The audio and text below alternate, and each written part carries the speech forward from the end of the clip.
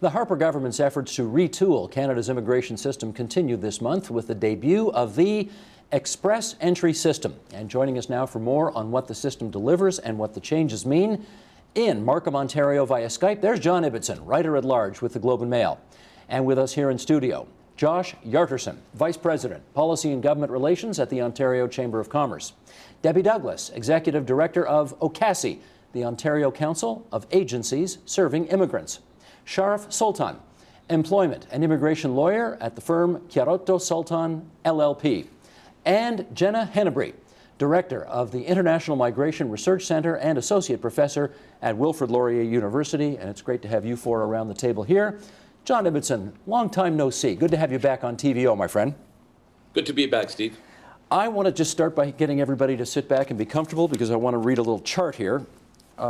We're going to try not to inundate you with numbers, but there's a point that comes at the end of this. So, Sheldon, if you would, let's put up the numbers here. These are economic entrance to Canada. We're looking over 3 different time periods, and we'll go through these, starting with temporary. And you can see in 2002, it's a little over 100,000. And as you go across that top line, the numbers get bigger and then much bigger.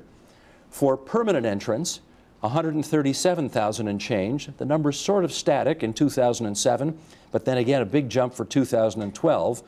Bottom line here is that this amounts to a significant rise overall over this 10-year period in economic entrance to Canada. And that's the point where we're going to start. So John, let me bring you in on that. To you, what do these numbers say about Canada's approach to immigration over the last decade? Well, they say to me politically that it proves that this Conservative government is very pro-immigrant. And that in its own way is controversial. Many Conservative governments around the world are suspicious of immigration. They think they take jobs away from people who are already in the country. They think that they produce stress on the social fabric. And so from Great Britain to Australia and the United States, you see Conservative parties that resist immigration. This Conservative Party, unlike all the others, is actually very pro-immigration, intensely pro-immigration, such that economic immigration has increased on their watch. Refugee immigration has increased on their watch. Most categories outside family reunification have increased on their watch. And indeed, they're increasing again this year under this new economic express entry system. The numbers are going from 250 plus to 280 plus. So we're going to talk and debate about what the new system is like and whether it's a good idea or a bad idea. But fundamentally, what we have is a very pro-immigration Conservative government. Okay, Sharif, let's pick up on that and talk about this new program that just came into force at the beginning of the month. Give us an overview. How does it work? Okay, so the way it works is that the categories for immigration are not actually changing. What's happening is that the Express Entry program, it's really the delivery of the system, the manner in which immigrants are actually selected. So under the Express Entry program, what you can do as a candidate, you're basically applying to come to Canada to be invited to Canada. That's a key difference from the previous system, whereby you would apply, you would get in line, and you would get assessed where you are in that line. So does this feel more welcoming because you're being invited? Is that the idea? Oh, no, I don't think that that's necessarily it. I think that the ultimate aim is to try to connect workers, connect new immigrants with the labor market itself. And the way in which you can do it, just to quickly summarize, so you set up a profile online. You will either fit one of 3 categories, which is the Federal Skilled Worker Program, the Federal Skilled Trades Program, or the Canadian Experience class. If you actually fit one of those programs, you will be part of a pool of candidates, and you will be designated a number of points based on a range of criteria. The key point, though, there is not just that you'll be part of a pool of candidates, but that the government roughly every month will actually send out invitations. So what they will do is they will say, based on our need this month, we are going to select those with the highest points, and we're going to invite you to come to Canada. And what that means is you have to respond within 60 days with a full application. And on the flip side, the benefit of that from the applicant's perspective is that the application will be processed quickly. So they're promising within about a 6-month period in order that we don't have these backlogs that are building up. And a quick follow-up. Who ultimately decides who gets in? It's, from my perspective, I believe it's government, number one. It's the federal government and the quotas that they place. But equally, and we'll probably have this as part of our discussion, is employers. So employers are becoming much more central part, not just of the temporary system, but the permanent residency as well. And that takes me to Josh, of course. The Chamber of Commerce offered several recommendations to the federal government on how they ought to roll this out. Yep. In your view, did they accept those recommendations, and is it rolling out as you thought? Well, you know, there's several issues that we need to consider here. One is the tension between usability and integrity. That is, if you're going to put employers at the center of the immigration system, it has to be relatively easy to use, right? For the employers. For the employers, right? I mean, think about 9% of employers, or employment actually, in Ontario is SMEs. And your Small and medium enterprises. Yeah, small and medium, thank you. And is your CEO is also your VP of Finance, is also your HR director, right? You love acronyms. Josh, you've got to start talking English. Okay, although CEO and VP we can handle, but okay. Sure. So, you know, it has to be usable. It has to be a system that is easily understandable. It has to be client-focused. It has to be, what do you need in order to access and use this system? And so we put out some ideas about how the federal government can make the system more usable. It has to be. If you're going to put employers at the center, it's got to be usable. And is it? There are issues. Right now they're saying it's going to take about 6 months just to process applications, right? And from our perspective, I mean, we're in New Zealand, Australia, they can do it in a matter of weeks. So this sort of swift justice that was just described, you don't see that happening yet? Well, I mean, it's improvement. I mean, we can disagree on certain things. I mean, and we will, I'm sure. But the old system was broken. You had highly talented individuals in queues that were 2 years long. Right, that does nobody in it. The rest of the world has stepped up its game. Other jurisdictions have stepped up their game when it comes to adopting client focus and being efficient, fast. We're a great country. We should have the ambition to have the most efficient, most effective, the fastest system in the world. Okay. Meanwhile, protecting the integrity of the system. That takes me to Debbie. You represent the council that serves immigrants themselves. As this new system has rolled out, what's your view so far? We've taken a wait-and-see attitude. About 2 years ago, when the federal government started talking about a new platform for bringing in economic immigrants faster, we had one question, especially when it became clear that employers will have direct connection to the system so that they're able to go in and choose. And our question is, how do we prevent, what checks and balances do we put in place to prevent employers from creaming? Creaming. And by creaming, I mean, how do we prevent them from only choosing white men from Western Europe who are English speaking? I'm yet to hear a response to that question. We understand that, as Josh was saying, that the system has to be usable. I think we all agree that we want faster and timely economic immigration to Canada. And there are a whole bunch of other issues there in terms of the decreasing numbers of family class immigrants and what it means in terms of skewing our immigration process to... We're going to get to that. We're going to get to that. But on this issue of creaming, as you call it, but on this issue do you think the bias is still there? I absolutely think the bias is still there. I think more and more we're hearing of things of unconscious bias. That's a whole different argument we can have about whether or not bias is unconscious. But I do think that we as a country need to ensure that there are checks and balances put in place to ensure that employers, once they have access to the system, are not making choices based on issues of race and countries of origin. Okay, Jenna, that brings us over to you now. You've studied the old system, you know about the new system. Is it better? Well, I think there are some improvements. There are improvements in terms of the short term, right? So in the short term, we're able to align immigrants that come in with the labor market, or at least the demands of particular employers. And I think what's important to recognize is that we've shifted to thinking of these of newcomers as workers. The rhetoric around the table is all about workers, efficiency, client-based system. This is privatization and commodification of the migrant themselves, because now we have the principal applicant is given the priority in this system, and they are predominantly male in the economic stream. We've seen 60% over the last, it's been consistent, it's almost always 60% principal applicants in the economic class. And under this new system, you'll be penalized for having a spouse. In fact, under all the points, the way it works is that you can have it's a drawback to bring a spouse. And so we're now seeing... Sorry, you get more points for being single? Yes, Yes, you do. And younger. And younger. And we've taken away the points that, there's no points allotted for having family members or relatives in Canada. So what that does is tell us that we're interested in the immigrant as the economic unit, as a primary income earner, and in particular types of employment as well, the highly skilled predominantly, right? Let me go to John Ibbotson on that. John, in your view, do you think it is unfair or unjust to, what's the word I'm looking for here, to mark lower, to grade lower, or give fewer points for people who, for example, are married or might have children as opposed to single males? Look, it's something we're going to have to tweak. It's obvious they want younger workers. Younger workers are going to contribute more to the economy and take longer before they start drawing a pension. They're more likely to be healthy and therefore not a drain on the healthcare system. I guess the root of it is, what's the purpose of immigration? Is the purpose of immigration to boost the Canadian economy by bringing in workers in areas where we need workers? Is it humanitarian? I would say no, it's not. It never has been humanitarian, and we have a refugee policy to take care of humanitarian needs.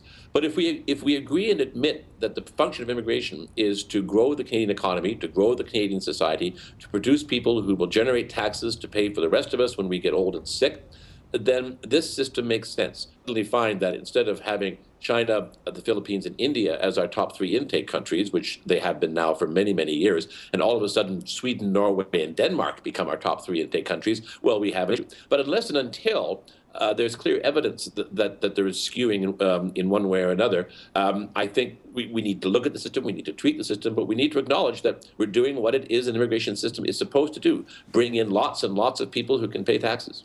John, you couldn't see Jenna's face while you were talking, but she was doing a slow boil over here, so I'm going to give her a chance to respond.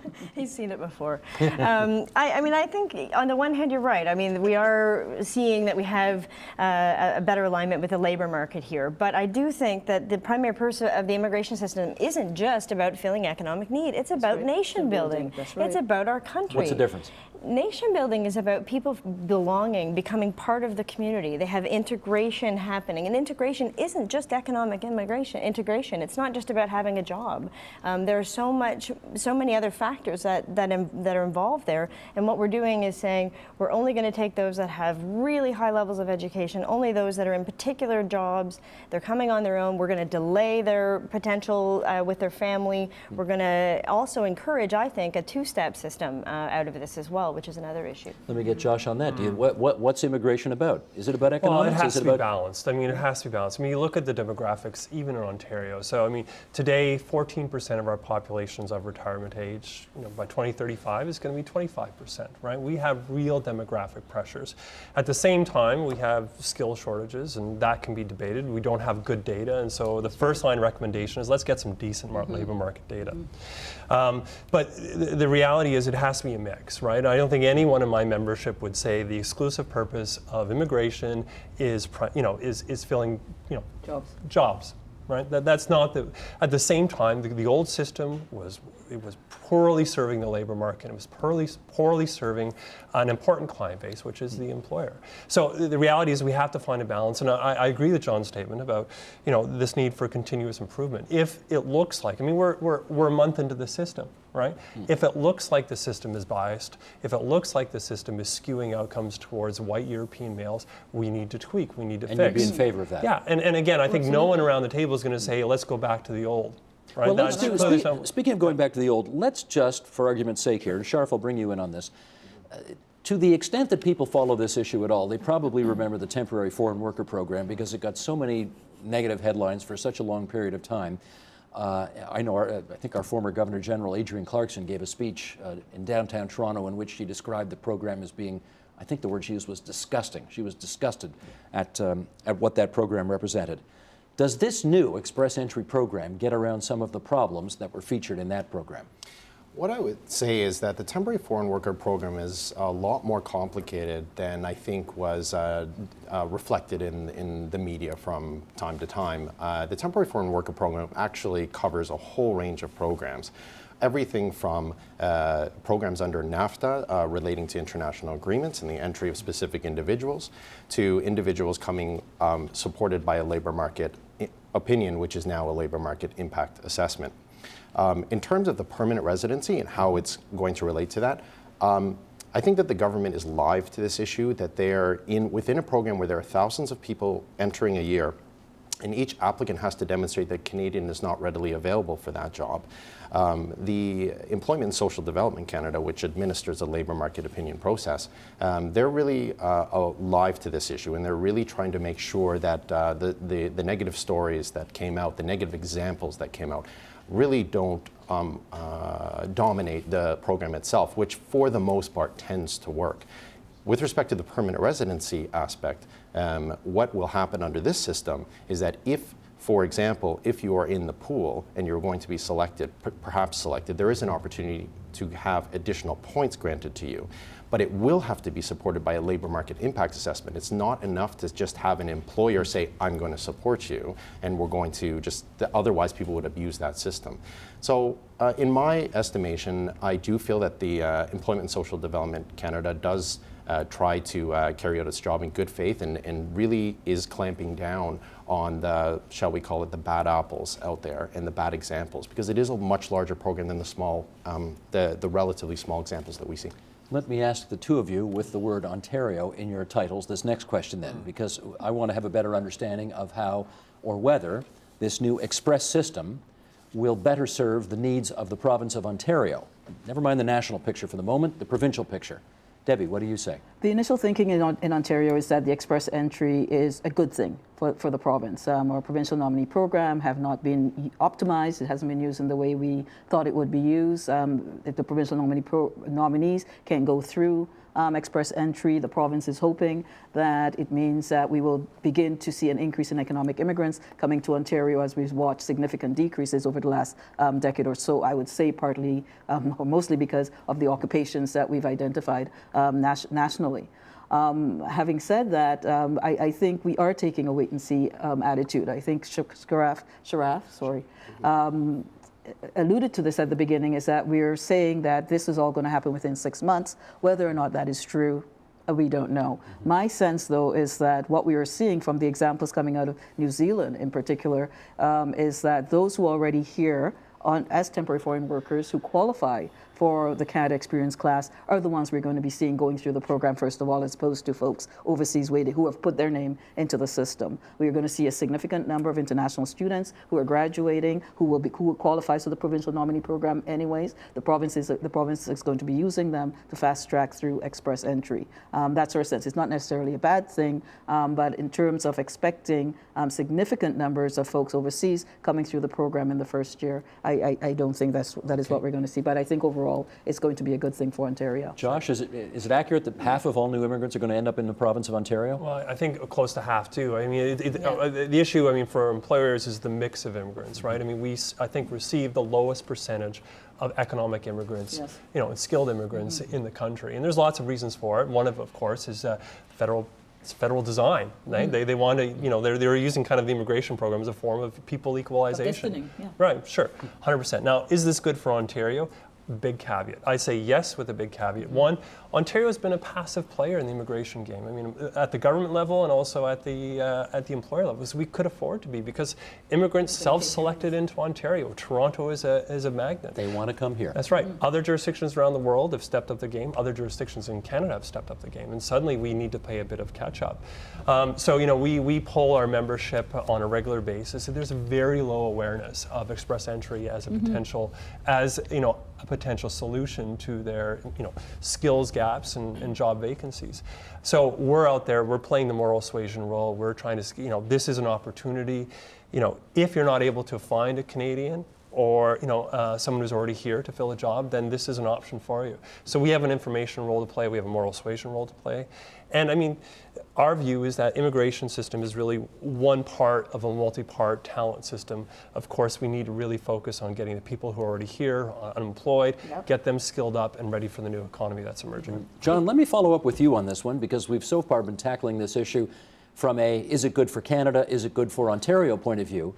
Let's look at the other side of the coin. In your view, will the new system be good for immigrants themselves?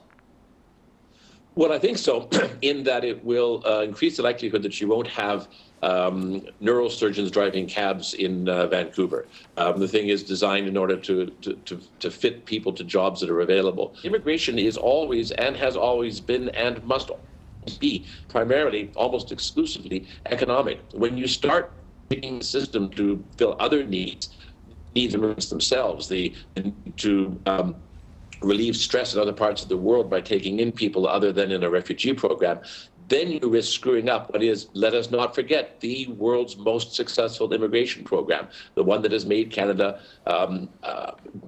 blessedly removed from all the trials and tribulations that the Europeans are having and the Americans are having with their immigration program. It's not broken. It was never broken. It's a fabulous system. We're just trying to make it a bit better, that's all. Yeah. John, I would argue, though, that what made Canada's immigration system successful is because our focus was about nation building and not only bringing in folks with economic ties.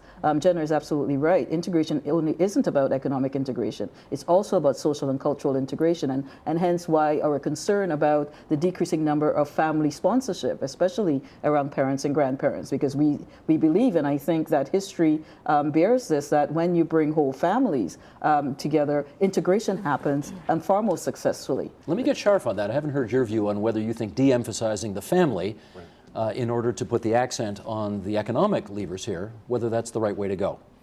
Yeah, I mean, it's a good question. It really depends on this debate about nation building. From my perspective, I think that when people know that they have an opportunity to come to Canada and succeed, then that is a really good thing for Canada. I mean, we do have, first and foremost, serious skill shortages across the country. In fact, it's to the point now where something we haven't addressed, which is there is a robust provincial nomination program in place. So immigration is administered not just at the federal level, but specifically in agreements with various provinces. But is it a given to say that immigrants will have a more successful go at it in Canada if mom and dad is here, if brothers are here, if aunts and uncles are here as well? Is that fair to say? Perhaps. They may integrate better over time from a personal standpoint. I don't know whether they'll actually, if you look at the statistics as to how they'll do in the social system itself from an economic perspective, whether they'll do any better, because just because they're brought here through family doesn't necessarily mean that they're going to succeed in the labor market. The reality is, though, I mean, so Debbie and I worked together on the expert roundtable on immigration, and one of the startling statistics from that effort was that, you know, in order to actually fill, or backfill our shrinking labor force, we actually need to increase immigration by 2.5 times from current levels. That's right. So the reality is there is room for everyone. I mean, that's a question. The question of levels is a political question. Right. But we couldn't process them that quickly if we wanted to, right? Yeah, I mean, if we're talking 6 months, but I mean that's a political will, and that's an expenditure point of view. I mean, But you say in terms of need, we actually need way more than we're taking in. Yes. from an economic standpoint. From an economic, and in the context of unemployment, in the context of recession, that's not necessarily a political winner out there, but that's the reality of it all. We are an aging population, and so my sense is that there has to be room for everyone, right? Jenna. But there also needs to be room at all levels of the spectrum, of the skill level spectrum, right? So we also have demand, and we have high need in sectors that require lower skills, right? And so what we're saying is, if you want to come here and work in a lower skill job, then your only option is the temporary foreign worker program. Really, that's what we're saying. And then, and if you have high skilled, then you have an option. But then it also says that the employers are having this major role in not only just determining who gets to stay, they have much more power, right? And so for the temporary foreign worker who's here, whether low or high skill, who is hoping to be able to stay permanently, we've just entrenched the role of the power of the employer to be able to say, I'll give you a job offer, to stay here permanently, which you need really to get to the top of this pool to do express entry. But let's do the, I mean, it's a cliche to say it, but this is the example everybody knows. The engineer or the scientist from India driving a taxi cab. Is the new system likely to result in fewer examples of that? Well, I think the wait and see is going to have to do it, but I also think that we know that there are problems of credential recognition that are going to go way beyond just simply a job matching reality. The situation with nurses in Ontario, for example, when you get if you're a nurse, you have to actually be here to do your certification. Most nurses have to be in the country, they have to do the certification, there's a whole process involved, it takes a long time, and that means that the temporary to permanent transition is largely going to to be what's being used here, right. and Debbie, that's where the express. what about entry this comes. issue of Dr. Cab Driver? Do we have any expectation that we'll see less of that under this new express system? You know, we bring in doctors in Ontario, for example, and yet we only have 200 residency spots, right? In terms of doctors being able to go through our system. So theoretically, we would expect the system as it's being talked about to eradicate some of that. Basically, we won't bring them in. Is what we would do. But I think we have to wait and see. I don't think we know. I don't think we know what happens if the person comes in with a job offer, 3 months onto the job, it doesn't work out. What happens Then then? what? Then what, right? And they're here permanently. So all of those things remain true. I think we also need to pay attention to the fact, and I liked the fact that you raised the whole issue of nurses, for example, that there are particular categories of employees who won't be able to access Canada through the system because it is so much tied to an employer. Sharif, you wanted to add? Yeah, I just want to say perhaps I'm with John on this. I'm perhaps I'm overly optimistic, but I do actually think that the system is going to serve that circumstance and reduce the chances of, for example, the PhD with driving the cab. And the reason is, for example, under a federal skilled program, previously they actually would list occupations, and they used to have occupations that weren't necessarily in line with the needs in the labor market. The other thing is that when you had these gigantic backlogs, you had people applying. So for example, you would look on the list and you would say, okay, my occupation is there, I'm going to apply. And you're not getting into Canada perhaps up to 4 or 5 years later. The labor market could completely have changed at that point.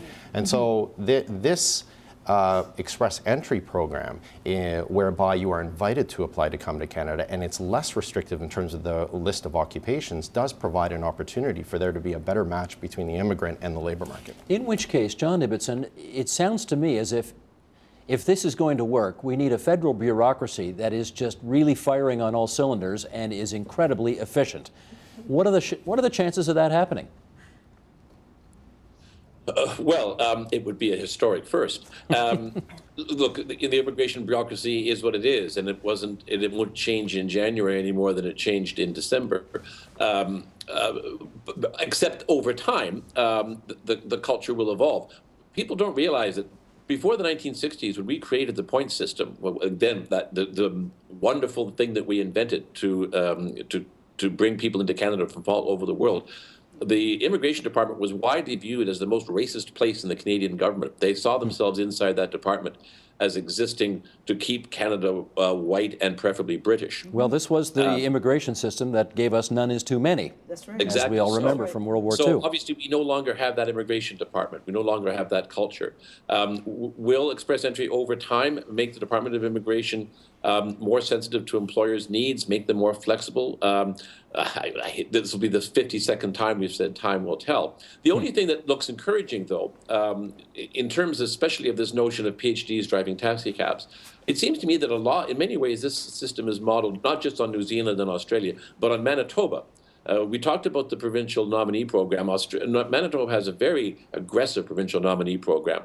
They're very good at it. And I did a report on this a couple of years ago, and I believe the top 2 categories of entry into Manitoba were butchers and truck drivers, because that's where the need was in Manitoba. So if this system works, it shouldn't in fact skew only to upper income people. It should in fact skew perhaps more to places where there are needs in lower middle class parts of the economy. Okay, Josh, Sorry, go ahead. one of the David. problems around that, John, so for example, we are very supportive of the skilled trades program.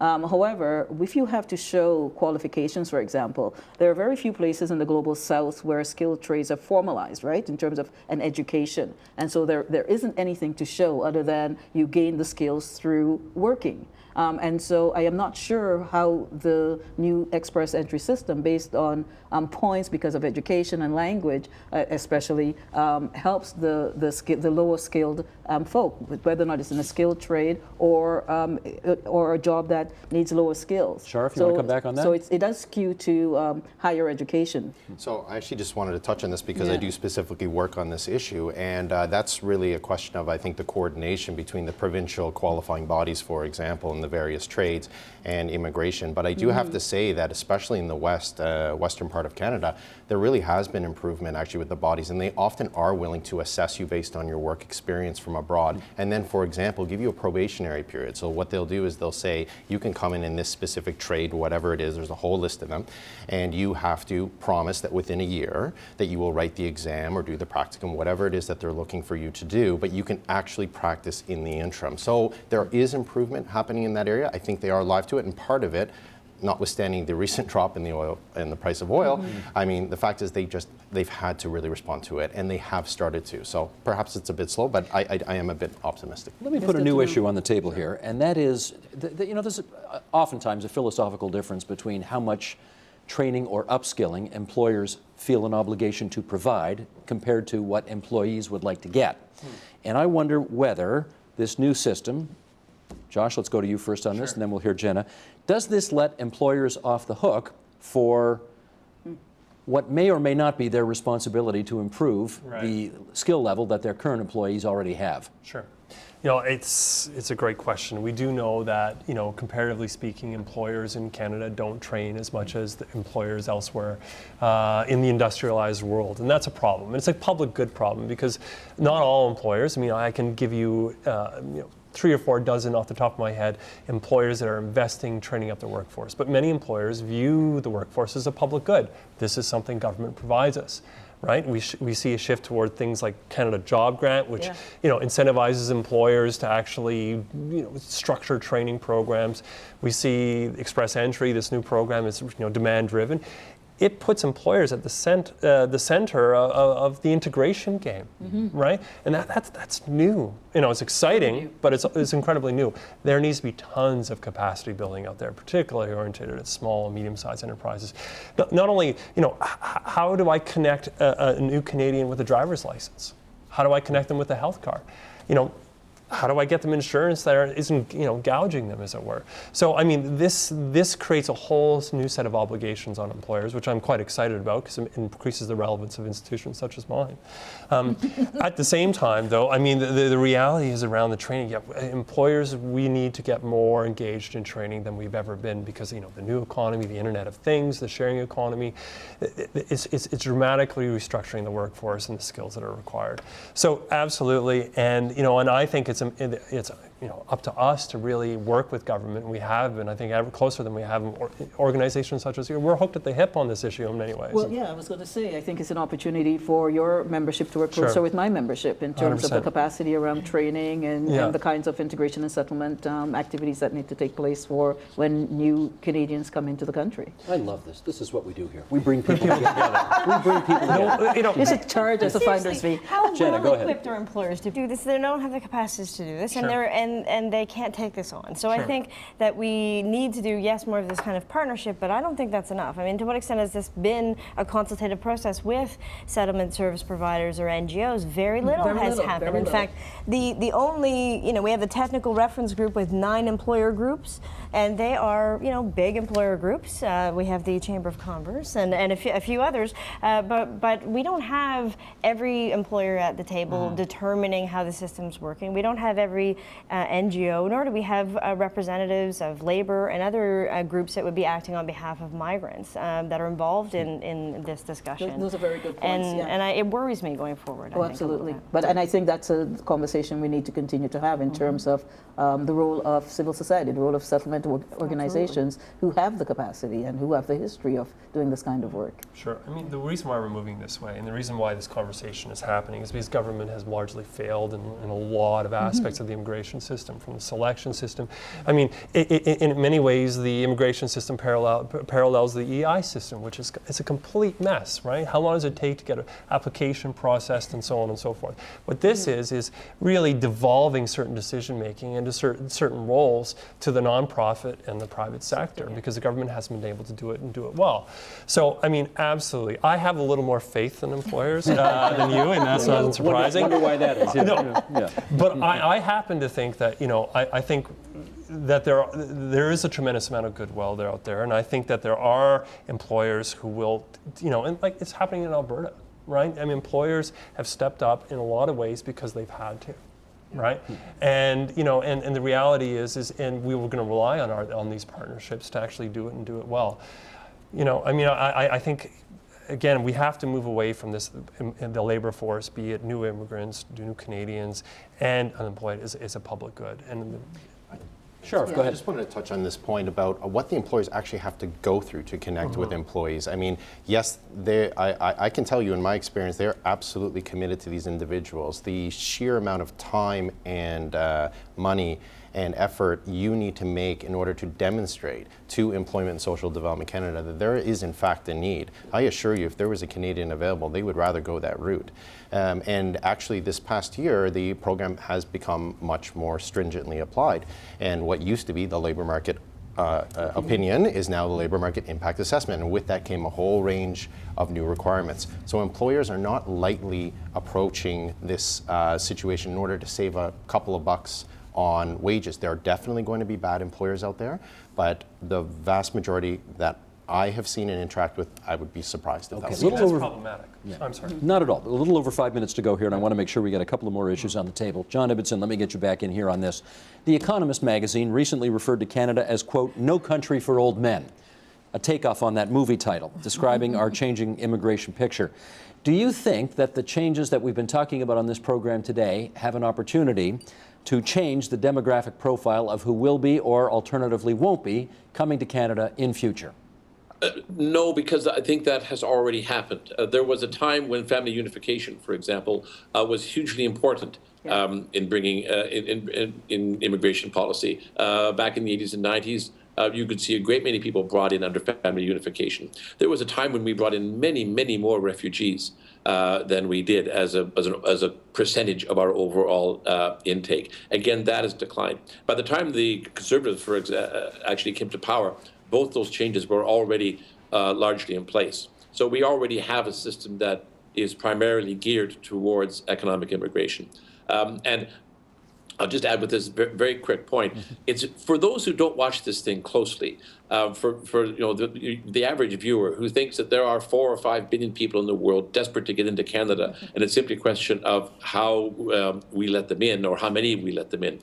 It's important to remember that this is the great change of the 21st century.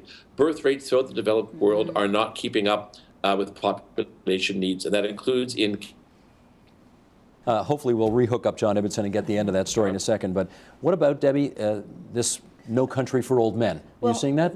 No, I haven't, but I wanted to pick up on a point that John was making. That is exactly why we keep harping on the need for increasing the numbers of family reunification and increasing our humanitarian numbers in terms of refugees that we're bringing into the country, because those numbers in terms of share of immigration population continues to decrease. When John, and I'm sorry he got cut off because I'm assuming I knew what he was going to say. But Well, hang on. I think we might have him back now. John, you want to finish that story? We lost your Skype Yeah. line just about halfway through the story. Pick it up. At Sorry, I was just saying that we are now in competition with other countries around the world for immigrants, and we are in competition with the source countries themselves. China is growing and developing. It's much harder to woo people to come here from China than it used to be, and that will be the case in India as well. We are very good at this. We are at the top of our game, but we're going to need to step up our game if we are to bring in the best possible people that we need for the generation to come. And that's the point I was making, John. That's why if Canada does not reverse itself in terms of limiting the number in terms of family reunification, folks are going to choose to go elsewhere, right? And I'm glad you talked about China. China has a proactive repatriation program in place where they want their students who've been educated abroad to come home, where they want Chinese immigrants who've come to North America and to the West to come home, because it is a growing economy, and so we're competing against our source countries. Actually, Sharv, it's a very interesting way to look at things, because we often operate from the assumption that people are desperate to get in here, and in fact, in the future, they may very well shop around and decide we're not quite up to what they've got in mind. You see that possibly? Yeah, I mean, I think if we were to look at it from a global level, could we find people to come to Canada? I don't think that would be a problem. But I think what we're really talking about is the ones that we want. Yeah. High-skilled, high rich business people, skill, that type of thing. specific, or if there's a specific need in the labor market, can we find that? It's incredible for just in doing this, if you were to actually spend the time, how the most random skills that you wouldn't even think about are so difficult to find. Things that don't seem very sexy, but they are in shortage. So for that type of skill, yes, absolutely, I agree. There is a greater global competition. Last few minutes, and Josh, I want to go to you with this because the Ontario Chamber of Commerce's 2014 recommendations to the government on express entry, the new system we've been talking about, include the following recommendation. Treat employers and prospective immigrants as customers. Absolutely. Customers, and of course, this raises the, and Jenna's already shaking her head, but this gets to the philosophical question of customers, not citizens? Customers, not prospective citizens? Why that wording? They're not mutually exclusive. Our perspective goes precisely to the point, and that is there's a global competition for talent. If you're telling people that they've got to wait 6 months just to have their visa application processed, that is too long, because you know what? In Australia, it can take a couple weeks. New Zealand, it can take a couple weeks. You know, talent is shopping, they're venue shopping in the same way. And I'm not saying that, you know, look, you want to build a country, you want to build a nation, you also need to attract talent. They're not mutually exclusive. The system has to be client focused on both sides, both the employer side and also on the prospective immigrant side. The worst case scenario for me, and staring down into the future, is if there's another Brothers restaurant where there's a high profile case of fraud and then suddenly the federal government decides it's politically expedient to ramp up the requirements on employers, to make it a lot harder to get in. That's precisely the opposite of what we need to do. I've said to the minister many times, we've had many meetings with the bureaucracy, you have to strive to be the fastest, most efficient, most effective immigration system in the world. Do they get that? That has to be your stated ambition. His perspective is, I hear you, you know, and it's more complicated than that. And I totally get it, but we need to be bold. We need to be bold. Jenna, come back on that language. Prospective immigrants treated as potential customers as opposed to citizens, although he says they're not mutually exclusive. Yeah, I mean, but the language is important. citizens. The language is important, and the clear emphasis on the role of employers and the clear emphasis on the principal applicants as workers is evident, and at the same time the downgrading of the family class, or the less emphasis on that.